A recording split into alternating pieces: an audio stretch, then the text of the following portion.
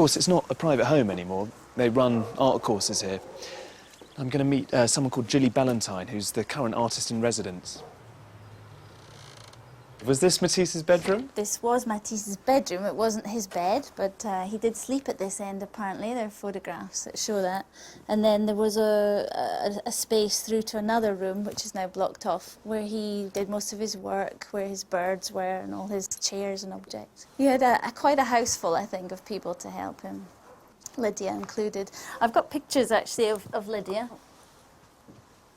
He must have really relied on her in these years, because he was very frail by now. She took care of his every need. She was his art assistant, his model. And it's a real expression. I mean, there's so much concentration, and that's the kind of tenderness of love. I mean, she must have loved him. She cared, yes, I think she must have loved him enormously.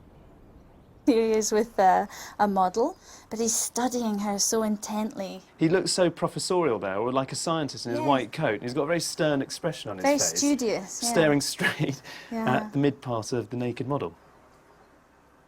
This is a very rare photograph of Matisse actually smiling. But people say, you know, in private he could be a real joker, great raconteur. He was obviously very charming.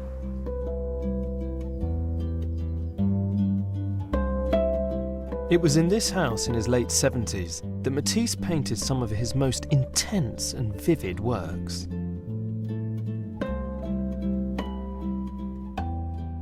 When these were shown in New York in 1949, Matisse was acclaimed as the greatest living painter. It was also here that the sick and elderly Matisse came up with one of his most shocking and radical innovations of all, the paper cutout. No more drawing lines and filling in shapes with colour. Simply cut out and apply colour directly. Increasingly bedbound, the technique allowed him to continue his creative outpouring. This is one of his most famous cutouts, of Icarus, a character from Greek mythology who plunges to his death after flying too close to the sun.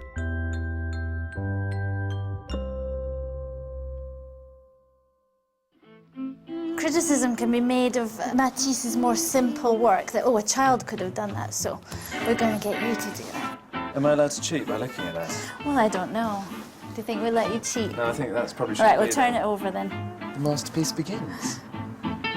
And these are very modern scissors you're using, very sharp. I've got an advantage. He's got long metal shears.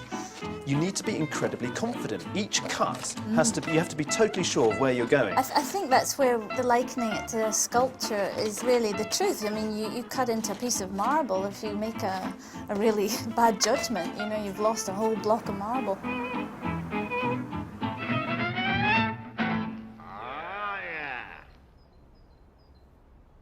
When you try it yourself, I think you can then realise it's not as easy as he makes it look. I mean, this looks like a piece of roadkill next to that. He's got much thicker thighs, and I've given myself a massive beer belly. A torso, surely.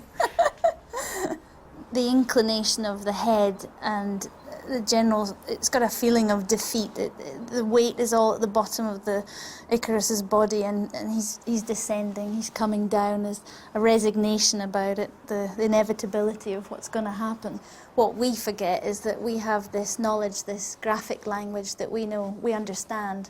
Everything we use, everything we touch has a logo or an icon that represents something. This at the time was so shocking, it was so bold. This deceptively simple style Matisse pioneered still feels new and fresh today. It's everywhere, from the iPod ads to blue jeans, from the Olympic logo to the Festival of India. Matisse is still very much around. One of the few people alive who saw him making the cutouts is French painter François Gillot, who first visited Matisse in 1946 with Picasso when she was Picasso's lover. We rang the bell, and then something that surprised me enormously, that everything was in the dark. Lydia, his secretary, takes us to the room where Matisse was in his bed. That room was the only one where there was natural light. Cut with large scissors. I couldn't believe the scissors were that large, and with a great skill. He would do whatever shape he wanted. He did that very fast with dynamism. He just went in a very spontaneous manner. It was creation itself. He had reached a moment in his life when he was at one in his mind and his body. So that's why it could be at last spontaneous, I think. Matisse was great because he had the audacity of simplicity always, to reduce things to the most simple possible way. Many of the most famous cutouts were made for a book called Jazz, which contained about 20 of them, alongside comments by Matisse on art and life. Only 250 copies of Jazz were originally published, and one is now in London's Victoria and Albert Museum. Matisse came here in 1898 when he dragged his poor wife Amélie around all the art galleries in London. He could never have known that over a century later, one of his works, Jazz, would be one of this museum's most prized possessions. The great thing is, I don't just get to see it in a glass case. Actually going to let me read it. Matisse explains his inspiration for Jazz in the introduction. These images, with their incredibly vibrant and violent colours, have come about as the crystallisation of memories of the circus, of folk tales, or of travel. One of the important things about this book is that Matisse was putting text, which he'd written himself. It's rather messy, it's a bit scruffy, but that's really nice because it lends a whole feeling of airiness and spontaneity to the thing. It also has this feeling of Matisse's his presence, really. It's as if he's just been penning this stuff and the ink's practically still wet. Look at the bright colours. You get that sense of when he was in Vence and he was making the cutouts, and his niece oculist told him that you needed to wear sunglasses when he went in his studio because everything's so bright. And this really is. It immediately comes off the page. What he's doing is creating something that's so stripped back and pared down.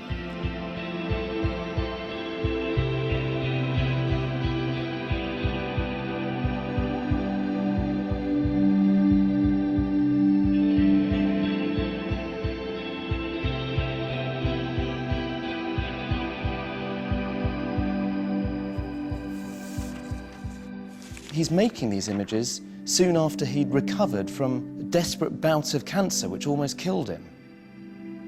This plate's called The Burial of Pierrot. This is about the death and funeral of a clown. This must be the cortege, and so right in the middle of it you have this red form, and throughout this book you have these red dots. Here's someone who's supposed to be dead, and yet this is a beating, exploding heart, and he's just joyous, being reborn. It's an acrobat or a trapeze artist just flying through the air at the top of the circus. It's almost like going from the black of before you're born into the black of after you die. The brief span that we have before we go from one dark abyss into another. And he's sort of defying that whole thing. He's thumbing his nose at death. That's what this whole book is about. What you see here in Jazz is a new vision. About a decade after the operation, he looked back and he saw it as a turning point. He said that everything he'd done before felt a bit tight and constrained. He said he felt like he'd been working as if he had his belt tightened. But then he went on to say that only what he created after his illness constitutes his real self, free and liberated.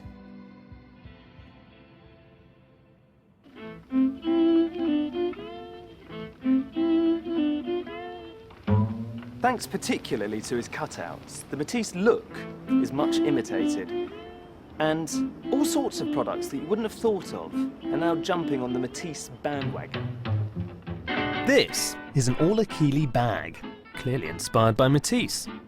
Nowadays you can buy Matisse acrylic paints, wash your dyed hair with Matisse shampoo, before you put on your Matisse jumper and wrap yourself up in a Matisse scarf. Your dogs can chew on a rubber man called Henri in the shape of Icarus. And your kids can cuddle their Miffy rabbit. Now, I bet you didn't know this, but if it wasn't for Matisse, sweet little Miffy here wouldn't exist. She may not be the artist's biggest gift to humankind, but without her, I think the world would be a poorer place.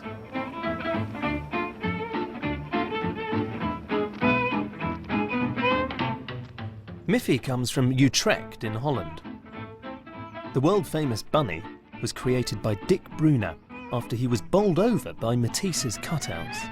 I've read that Matisse has been such a big influence on you that Miffy wouldn't exist if it wasn't for Matisse. No, I think so, yes. I think that's quite right. It was for me something so special, the paper cuttings of Matisse. I had in my head, when I'm going to make drawings now, I try to make them as simple as possible and make the lines as simple as possible, make the colors as simple as possible. That's what Matisse has learned me and still is learning me. I know that you love Matisse. Yes. But what about Miffy? Does Miffy like Matisse as well? Yes, very much. You know, I show you. I've made a book about Miffy in a museum. There are all different painters in it, and then she, oh yes, that's beautiful, that's Matisse. And she likes that very much. Now, I can't help noticing that you've got this print. Oh yes. This print of, this is a reproduction of Matisse. And when you see this book, you can understand that I've been inspired, yes. What you've actually done is you've turned the Matisse vegetable sort of leaf forms into bunny's ears to rabbits. Yes. I like that still better than all the wonderful paintings he did before. When I see that, yes, it makes me happy.